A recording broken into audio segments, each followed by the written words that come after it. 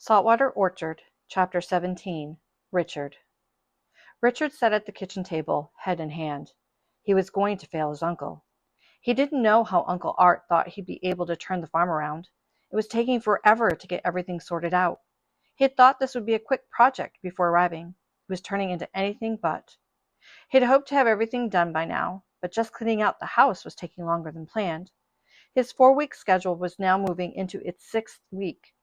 The second floor was all cleaned out, even the closets, but there were still spaces on the main floor, as well as the attic and basement, that had yet to be touched.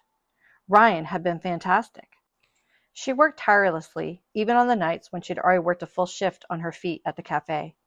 He was enjoying his time getting to know her, as well as Erica. The little girl was worming her way into his heart with every random question she asked. He thought back to the other night when Ryan had come into the kitchen to make dinner. BLT sandwiches. He smiled as he remembered how she'd looked up at him like he was the best thing she'd ever seen. He couldn't recall the last time a woman had looked at him that way. Maybe never. Sloane certainly never had. Richard had realized that Sloane had always appeared slightly annoyed with him, not only in his words, but also by his mere presence. It wasn't something he even realized until he saw how Ryan looked at him.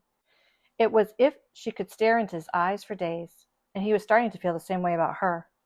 He had also realized how Sloane's outlook on life was always negative. Ryan laughed more. She never once complained about the hard work of hauling boxes, especially all the ones that had been stuffed in that third room upstairs. The atmosphere was more joyful when she was around. Considering how little Ryan and Erica had and the hardships they faced, their happiness was often contagious. He wanted more of it in his life. A smile crossed his face once more at the memory. He wasn't even mad at Erica for the interruption, except he'd been about to ask Ryan out on a date. He wanted a time with her when he wouldn't need to worry about the little girl interrupting him if he wanted to kiss her mother. Not like the other night when Erica had yelled and Ryan left before he could finish his question. The smile faded as he looked at the papers spread on the kitchen table in front of him. He was supposed to be focusing on the farm and its finances. He needed to figure out a way for the farm to earn more income. Just harvesting the apples wasn't enough to keep it going.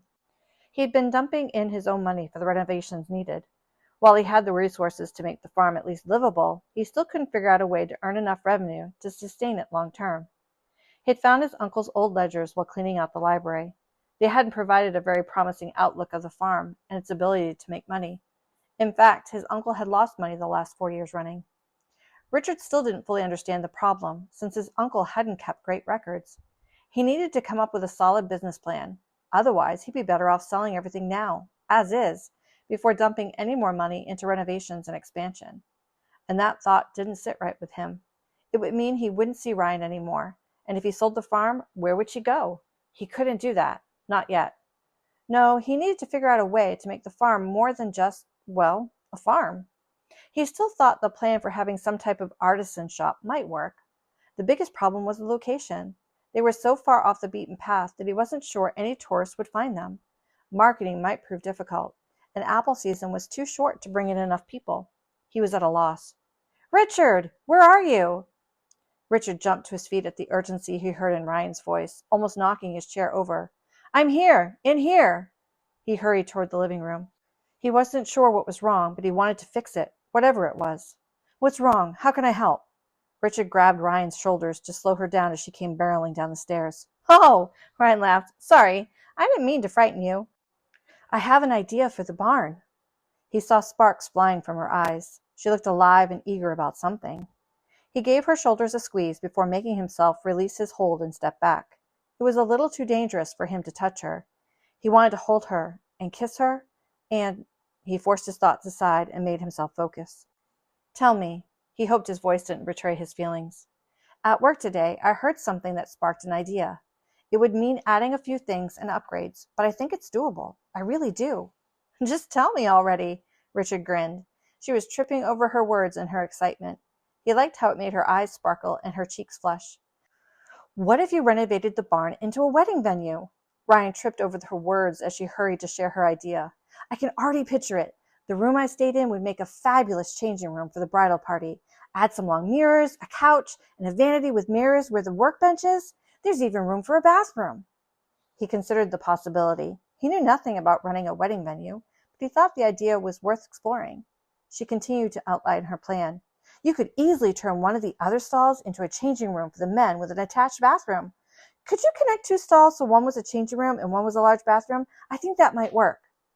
She began pacing in front of him as she continued to spill her thoughts. You'd need to add some more modern bathrooms for the other guests, too. While Erica loved it, I don't think any guest would want to use the outhouse unless they were going for a really rustic theme. I like the idea, but the renovations are going to be beyond my rudimentary skills. Ryan waved a hand away. No problem. I think Drew would take it on. The project might be too big, but if it is, he'll tell you. He knows how to fix anything. She waved her hand as if dismissing any problem that dared to arise. Richard stepped forward and gave into the impulse he'd been trying to keep in check since she'd burst in and started talking. He laid a finger against her lips. Shh. I love the idea. I'll track down Drew and start working up a plan. It's brilliant, just like you. Her eyes widened as he talked, keeping his finger on her lips, pressing lightly. Now he let his hand slide over to cup her cheek and leaned forward. He just needed one small taste. One taste would be enough, he was sure. Just as his lips brushed hers, he heard a little voice exclaim, What are you guys doing? Are you kissing? His head whipped around. Erica stood in the door to the kitchen, hands on hip, eyes wide. He turned back to Ryan, who was blushing from chin to hairline and biting her lower lip. This little girl had impeccable timing. He was going to have to see what he could do about finding a moment with Ryan alone, without a chance of interruption. Go out with me, tonight. Can you find a sitter? He leaned in to whisper the words to her. Her head came up and their eyes locked. He could see her thinking about it and saw the resignation come into her eyes. She was going to say no. Please. He was not above begging. This was the second time Erica had interrupted them. He didn't want to chance a third. She glanced over to where her daughter still stood. She looked back at him and gave a small smile. I'll see what I can do. No promises. If I can find some place for Erica to go for a couple of hours, I'll go out with you, Richard Mosley.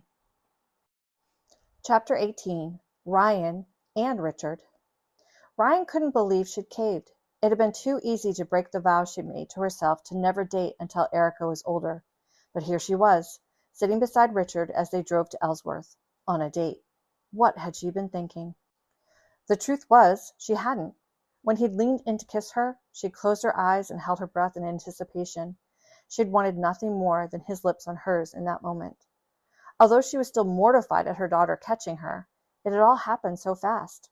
One minute she was babbling on about her idea to turn the barn into a wedding venue, and the next he'd pulled her closer. She glanced at the man sitting beside her. Richard had one hand on the steering wheel and one laying on the console between them. He had shaved again before taking her out. She'd wished she had left the scruff. She liked it. There was a small bit of shaving cream near his ear. She raised her hand to wipe it away, but stopped midway. What is it? He glanced over at her.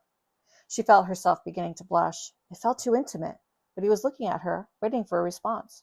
Oh, well, you still have a little bit of shaving cream, just there.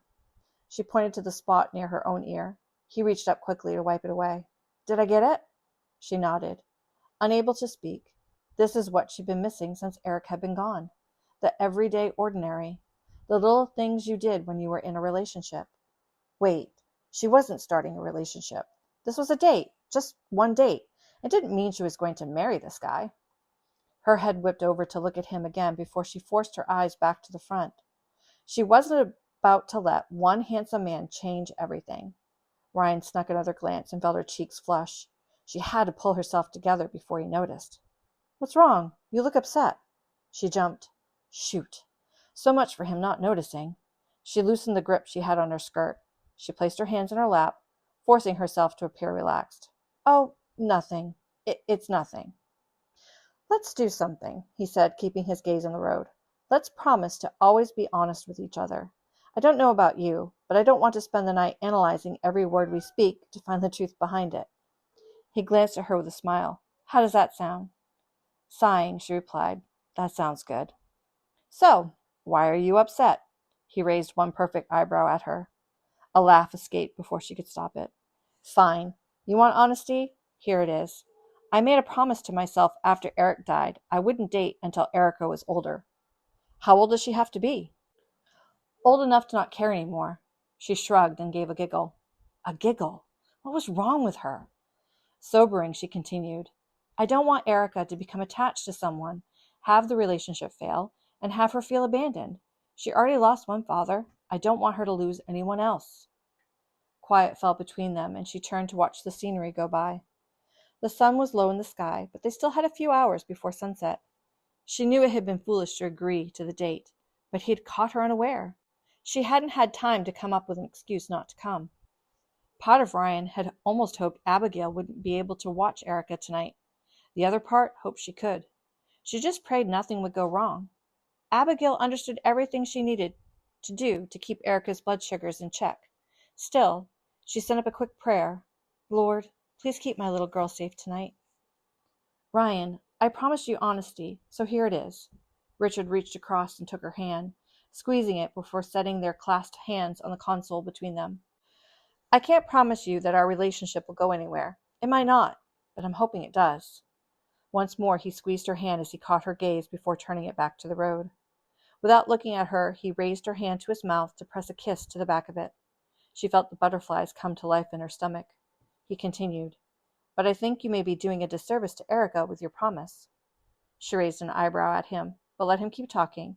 The butterflies were still going. What if by being in a relationship with me, he winked at her before continuing, you're teaching Erica what it means to be with someone? What if you can teach her what it really means to love someone, including all the good and the bad? Love? Had he just said he loved her? Richard needed to stop talking. He'd just told Ryan he loved her, hadn't he? Did he? This was only their first date, but he already felt like he knew her. They'd essentially been living together for weeks, even if it was platonic. Weeks. Had it only been weeks? In that time, she felt like the perfect fit. Clearing his throat, he decided he needed to change the topic before he said anything else, and fast. Tell me about Drew Grant. Do you think he's capable of bringing your vision for the barn to fruition? He still held on to her hand. He didn't want to let go. He risked a glance at her and saw her staring ahead, a furrow in her brow as she considered his question. Yeah, I mean, he's not a big contractor or anything. He's just a handyman, or that's how he puts himself out there.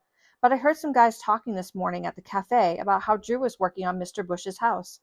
From the sounds of it, he was framing an addition, and I don't know, doing stuff to make it better. She glanced at him and gave a rueful smile. I don't know much about building or renovating or anything. I just have this vision in my mind of what it could be. I just don't know how to make it look like what I'm picturing. Tell me more. You mentioned a few things, but what about food? How would we handle that? What else would we need? He considered it a team effort. It was his barn, but it was her idea. He wanted to spend the rest of the drive to the city listening to her talk. He loved her voice and her energy, especially when she was talking about things she liked. Her passion flowed out through her entire body. Ryan turned toward him, but she didn't release his hand. The stalls would need to be converted. Bathrooms would need to be added. There are 6 stalls down each side? 5, not counting the room Erica and I were staying in. 5 stalls on one side and 5 on the other, plus the bonus room. I think it would be easy enough to convert them. Her voice filled with excitement. Paint me a picture. I'm listening. He focused on the drive as she shared her vision. He hadn't felt this content in a long time. Starting on the right side as you enter, make that first stall an office, a place where the coordinator can meet with prospective couples and run the wedding venue. A coordinator, huh? Who would that be? No idea. We can figure that out later. She waved her hand and kept going, dismissing his question. He held back a chuckle as the words continued to flow from the woman beside him. We could combine the next 2 stalls into one large lounge area, some place where guests could sit out of the way. Maybe have a couple of couches in there with some rugs on the floor. We can make it cozy. Cozy. Check. Ow! He jumped as she lightly punched him in the arm. What was that for? Don't be patronizing. She gave him a mock glare before smiling. Now listen. He laughed. Fine. No patronizing. Check. He dodged toward the driver's side window to get out of reach, just in case another punch came his way. Continue. She huffed, but laughed as she continued. I think the room Erica and I stayed in would make an excellent changing area for the bride and her party. The next stall could be converted to an attached bathroom. If you put in a few lighted mirrors, chairs, and plenty of seating, it would be fantastic. And the last stall on that side? Yeah, install a public ladies' room. That way, the 2 bathrooms would be on the same side. I think that would make it easier for plumbing, right? Richard was getting on board with the idea. Probably. What about the other side? What are your thoughts there? Okay, Ryan's eyes danced with excitement. This is where it all comes together. The first 2 stalls on the other side could be converted into a changing area for the guys, along with a bathroom for them. It would be near the front of the venue, so it would be easy enough for the groom to be where he needs to be for the ceremony without walking through all the guests. Does that matter? How many weddings have you been to? He was curious. He hadn't really paid attention to the details of the weddings he'd attended so far. A lot. Anyway, the next stall would be the public men's bathroom. Again, putting the 2 bathrooms on that side near each other. That makes sense. What about the last 2? I'm getting there. We'll need a kitchen area. Turn the last 2 stalls into a prep area. His eyebrows went up. Cooking? In an old barn? I'm not sure how safe that would be. Not cooking, really. I don't think we'll need a commercial kitchen since we won't provide the food, just the venue. Guests would have to have it catered, but it could have a fridge and maybe a microwave or 2 along with a counter space to prep the food. It's just a place for the caterers to get things ready to serve. He loved how she had continued with the use of the word we throughout her explanation. It made his heart beat just a little faster at what it would be like to work on this project with her. What about the middle? What are your thoughts there? Best to keep his focus on the plan rather than what she might have meant by that little word. That's the best part. He glanced over to see her almost bouncing in her seat as she laid out the last part of her plan. We could hang some white gauzy material to create a false ceiling. It would lower the barn ceiling just a little to make it cozier, then hang white twinkle lights everywhere, and I mean everywhere. We could wrap the beams, drape them along with the material. Otherwise, I think there'll be too many dark corners. Agreed. He nodded along. It was a good plan. We'd need to install more lighting. A few well-placed lights would work. We'll have to do a lot of rewiring anyway as we renovate the stall areas. If we found some type of vintage chandelier or 2 to give more light, that would add even more character. Add in some round white tables, white chairs, more gauzy white fabric draped around. It will be beautiful. He smiled. It's a brilliant plan, but I know nothing about running a wedding venue. I've never been married, and I've only been to weddings as a guest. It might be too much. I don't think it will be as bad as you think. Let's talk to Drew before you decide against it. Do you think we can make it happen? Richard pulled into the restaurant and put the car in park. Turning to Ryan, he lifted her hand to his lips and once more pressed a kiss there. We can certainly try.